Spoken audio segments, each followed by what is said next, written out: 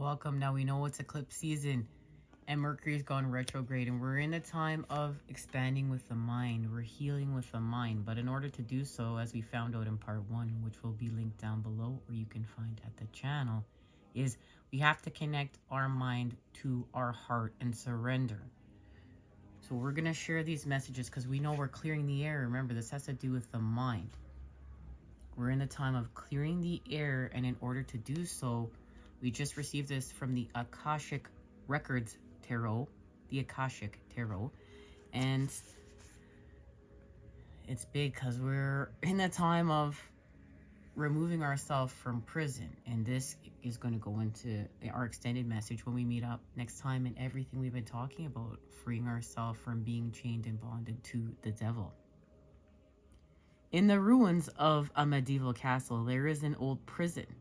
The bars are still intact, but there is no roof over them, and vines grow over the stones. A man and woman are inside, seated on old stools. A beautiful green forest grows to the left, while the castle ruins extend to the right. It's showing a difficult situation that seems to have you trapped. It could be hurtful, an empty relationship, or an unhappy, unsatisfying job, a behavioral or cultural addiction, and we know that we're healing from addiction. That's part of how we got here to begin with. We're in patterns of separation. Or even a negative, sabotaging belief system. It has held you captive for some time and may have even begun in some past life, but there is a way out. And there always has been. It just takes some effort and determination on your part. Even if these limiting situations and actions are strong, they are self-imposed. The courage and strength requires for you to change lies within. You must change each faulty belief and every sabotaging choice as they happen. If you do nothing, you'll perpetuate your attachment to this dark situation. Like the crumbling castle, negative choices could stand for a long time to come. Don't let the ruins of your past ruin your future. You have the power to climb out now. And that's what we're about to do. Because this is what we've seen. A horrible, dark, and confining situation is coming to an end. You've discovered that you can break free from self-imposed limiting beliefs. Now you've escaped, and you've started to put the prison of your past histories and beliefs behind you. It's time to move into the green growth and harvest what your new efforts and power create. Be sure to stay the course. These old histories have a tendency to pull you back. If you start to slip, catch yourself. Recreate the new thoughts and actions of the new you. You've stepped into your power, and it's yours forever. And thanks for bearing with me while I shared that message, because this eclipse and these light codes and being, the activation and everything that we're doing to have a birth of a new self, to transform this transformation that we're having. We're changing our operating system. We're not to change our DNA, to change how our body reacts. Our DNA is going to react to our thoughts, and we will transform. And that has to do with clearing the air and the time that we are in. And this is the activation of the masculine and feminine, with each having a sword. Dramatic purification, renewal, and healing are occurring on many levels. Don't be concerned if there is chaos in your life. In this instance, it is good. It is shaking things up so you don't become stagnant. If your auric field or your personal space is cluttered, it's difficult for new, exciting experiences and opportunities to come into your life. It's time to clear out clutter, release the old, discarded, and unused, clear the air, and release situations and people who don't empower you. Purify the dross out of your life in order for renewal to occur. The old needs to make way for the new. And this goes back to the reinvention of our new self, how we got here, during Mercury retrograde, okay? We're reinventing a new self, and in order to do so, we're clearing our auric field, and we're clearing our auric field everywhere, within and without, okay? Within our environments and within us, and what that means. And we even talked about that in part 1, like we're literally purifying with the body. And this has to do with our rebirth with this full moon in Scorpio. So from this eclipse, total solar eclipse in Aries, to this full moon in Scorpio. The sacred traveler wants you to know, on the distant horizon, a storm is brewing. Great shards of lightning are thunderbolting into the earth from the heavens. It can feel chaotic, but it heralds a time of renewal. There it is. Oh, right there, right? And we got all these cards. These cards have all been at all of our readings for the eclipse. So the sky is helping us to clear things up. This tension is for us to like untie the knots. It's teaching us how to clear it all up, and how to clear things up for the future, and how to step in our purpose as healers here and light bearers, and what that truly means. And yes, like the cross that we literally bear, the initiation. We came here to transmute our pain and to teach with our pain, and the activation of our light body comes with our pain body, and healing from our pain body, or, you know, the deactivation of these old programs with the reactivation of new, the cleansing. And right now we're cleansing with the water, we're cleansing with the mother. And it is a chaotic time, but it does herald a time of renewal. The thunderstorm clears the dust out of the air and re-energizes the earth. Be open to change. It's all good, even if it doesn't seem like it. New energy is flooding your energy field. And this is amping up our abundance and how we manifest with our electromagnetic field. Examine your life and see if there is anything that needs to be cleared, renewed, or released. Now is the time. Renewal and even rebirth is at hand. And that's the time we're in. And this like has to do with our energy field, and all the work that we're doing with our energy field, and understanding that how we act impacts our environment just as much as how our environment impacts us.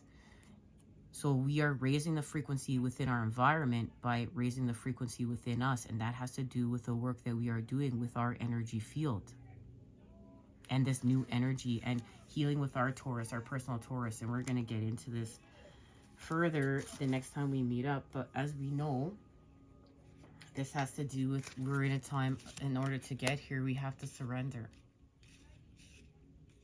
And this is how we're going to elevate. Let go or relinquish control of being a byproduct of fear, and turn that control over to the universe at large. Surrender is not failure. Stop resisting whatever it is that you feel the need to control, and begin to have faith that if you turn over that control, you will be caught and held by Source. However scary it may seem, it will be an immense relief when we give up and turn the power over to the powers that be in this situation. And it's allowing us to heal from giving too much of our power away,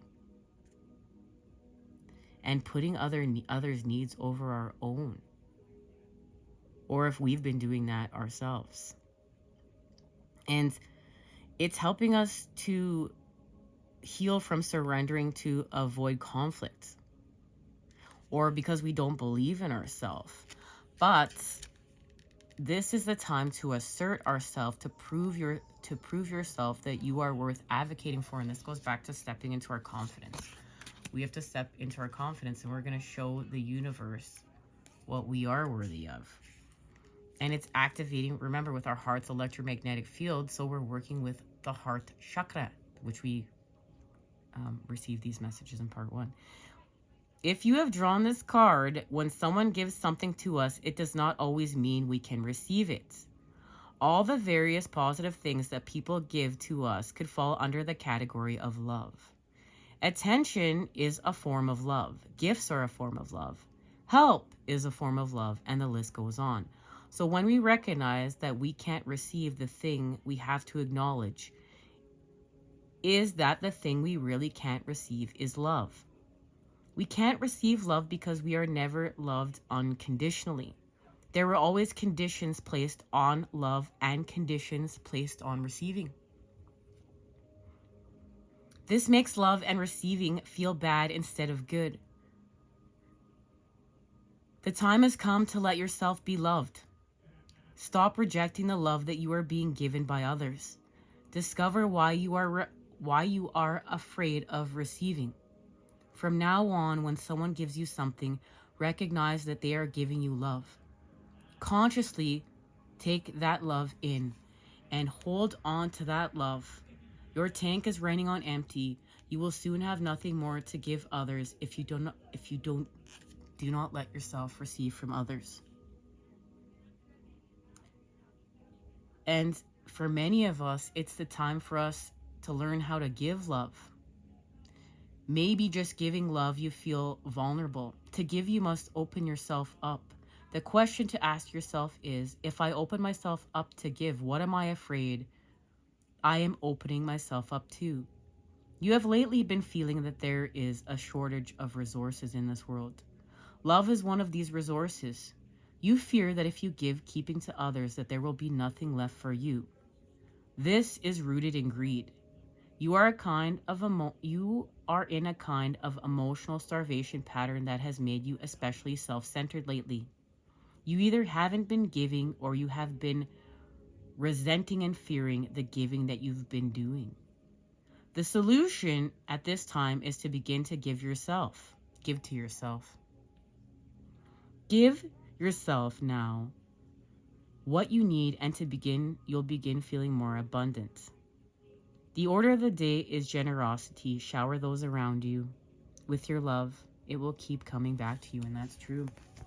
It does, and that's what you get to see, like when you get in service. Like, it's just the gift that keeps on giving. All right, where are we going? That's really, again, too, thanks for bearing with me. Wow, I barely can read.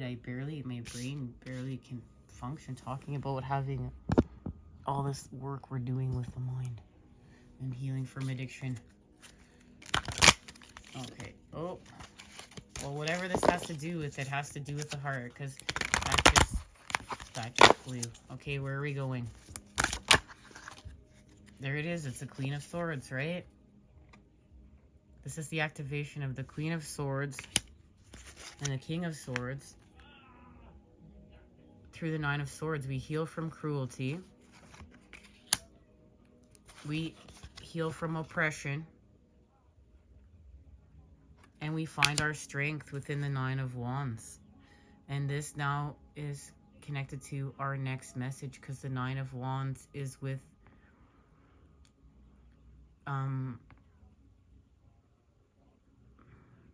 completion with the world.